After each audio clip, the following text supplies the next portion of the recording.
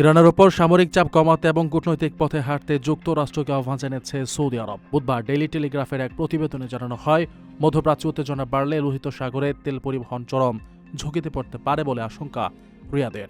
Saudi যুবরাজ মোহাম্মদ বিন সালমান ওয়াশিংটনকে ইরানি বন্দরের উপর আরোপিত নৌ নিষেধাজ্ঞা শিথিলের অনুরোধ জানিয়েছেন।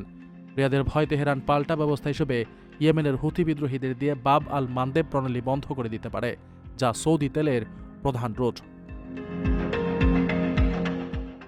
এদিকে ওমান সংলগ্ন হরমুজ প্রণালী দিয়ে জাহাজ চলাচলে বাধা না দেওয়ার একটি প্রস্তাব বিবেচনা করছে ইরান।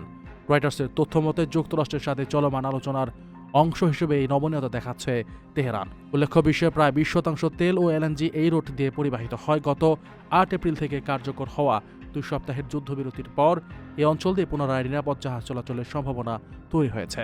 তবে পুরো বিষয়টি নির্ভর করছে ইরানের দাবি পূরণে ওয়াশিংটনের সম্মতির ওপর।